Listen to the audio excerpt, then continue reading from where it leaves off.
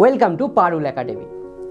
দেখো বন্ধুরা, আমরা জানি আইজ্যাক নিউটনের গতিসূত্রগুলোই হলো প্রকৃতির তিনটি নিয়ম, যা চিরায়ত বলবিদ্যার ভিত্তিস্বরূপ। এই সূত্রগুলির ওপর প্রযুক্ত বল এবং তার দরুন সৃষ্ট গতির মধ্যে সম্পর্ক বর্ণনা করে। বলবিদ্যার এই সূত্র তিনটি সর্বপ্রথম স্যার আইজ্যাক নিউটন তার লেখা ফিলোসফিয়া ন্যাচারালিস প্রিন্সিপিয়া ম্যাথমেটিকা এই বইটিতে লিখে রেখেছিলেন, অর্থাৎ প্রাকৃতিক দর্শনের গাণিতিক মূলনীতি সমূহ এই গ্রন্থতে সংকলন করেছিলেন, যা 1687 খ্রিস্টাব্দে প্রকাশিত হয়েছিল। নিউটন সূত্রগুলো ব্যবহার করে অনেক প্রাকৃতিক বস্তু এবং ব্যবস্থার গতি ব্যাখ্যা এবং তদন্ত করেছিলেন, যা নিউটনীয় বলবিদ্যার ভিত্তি স্থাপন করেছিল। চলো আজকে তোমাদের এই গতিসূত্র নিয়ে আলোচনা করা যাক। প্রিয় ছাত্রছাত্রীরা, পারুল একাডেমি থেকে আমি অভিষেক দ্বারা আজকে তোমাদের এই নিউটনের সেকেন্ড ল অফ মোশন অর্থাৎ নিউটনের দ্বিতীয় গতিসূত্র নিয়ে আলোচনা করে জানাবো।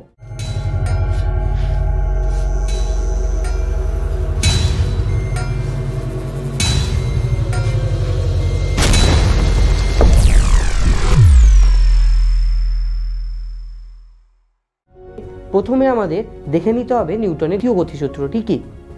না, কোনো বস্তুর ভরবেগের পরিবর্তনের হার বস্তুটিতে প্রযুক্ত বলের সমানুপাতিক হয় এবং প্রযুক্ত বলের অভিমুখেই বস্তুর ভরবেগের পরিবর্তন ঘটে।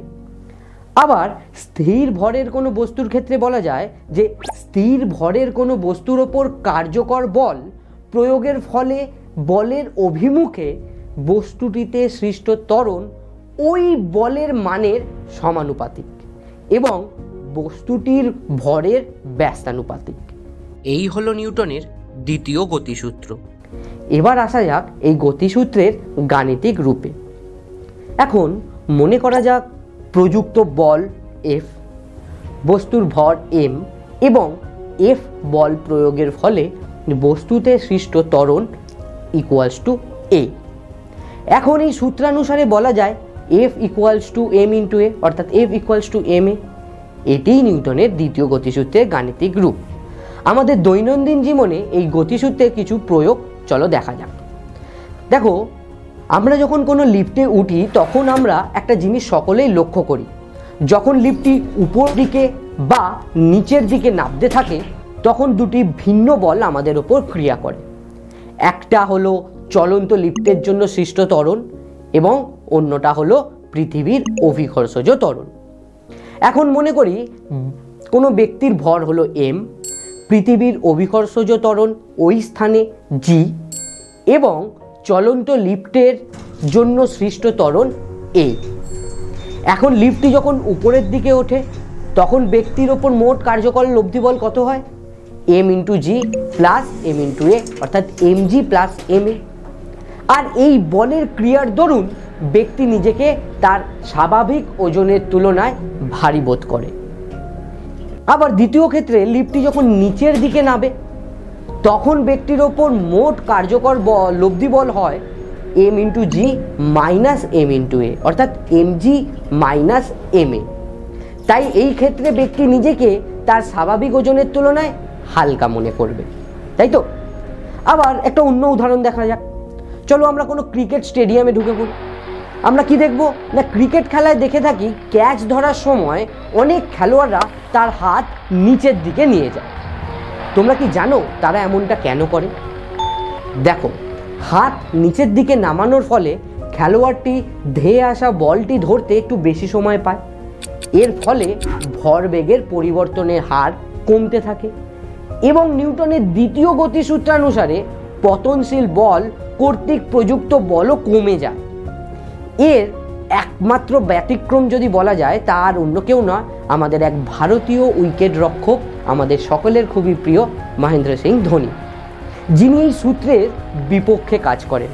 কারণ তিনি নিজের হাত ক্রমশ বলের দিকে এগিয়ে নিয়ে যান ক্যাচ ধরার সময়টা কমানোর জন্য, যেটি তাকে এক দ্রুততর উইকেট রক্ষক হিসাবে পরিচিতি দিয়েছে, যা ক্রিকেট প্রেমীরা আগে কখনো দেখেনি। এবার আরও একটা উদাহরণ দিয়ে আমরা এই জিনিসটা আরো ভালোভাবে বোঝার চেষ্টা করি। দেখো, নিউটনের গতিসূত্রের একটি প্রকৃত দৃষ্টান্ত হলো সাইকেল চালানো। এখানে সাইকেলটি হলো ভর, আরোহীর পায়ের পেশি দ্বারা সাইকেলের প্যাডেল করতে থাকা, তখন সাইকেলে ত্বরণ সৃষ্টি হয় এবং সামনের দিকে এগিয়ে যেতে থাকে। এখন এই সাইকেলের প্যাডেলে বল প্রয়োগ করে গেলে সাইকেলের বেগও বাড়তে থাকে। এবার আসা যাক, একই ধরনের দুটি সাইকেল পাশাপাশি চলতে শুরু করল। একটি সাইকেল শুধু একজন আরোহী আছে এবং অপর সাইকেলে একজন আরোহী এবং তার সাথে কিছু এক্সট্রা ভর রাখা আছে। এখন সাইকেল দুটি একই সময় চলতে শুরু করলে দেখা যাবে, যদি দুই আরোহী দ্বারা একই বল প্রয়োগ করা হয় তবে অতিরিক্ত ভরযুক্ত সাইকেল আরোহীকে অপরজন খুব সহজেই অতিক্রম করে চলে যাবে, কারণ অতিরিক্ত ভর যোগ করায় দ্বিতীয় আরোহীকে বেশি বল প্রয়োগ করতে হচ্ছে প্রথম আরোহীর গতির সাথে নিজের গতির সামঞ্জস্য বজায় রাখার জন্য। এই সমস্ত উদাহরণগুলোই আমরা দ্বিতীয় গতিসূত্র থেকে পেয়ে থাকি, যা আমাদের দৈনন্দিন জীবনে লক্ষণীয়। তো আজকের জন্য এইটুকুই। এর পরবর্তী ভিডিওতে আরও আমরা একটা নতুন আর ইন্টারেস্টিং টপিক নিয়ে তোমাদের সামনে হাজির হব। ততক্ষণের জন্য ধন্যবাদ।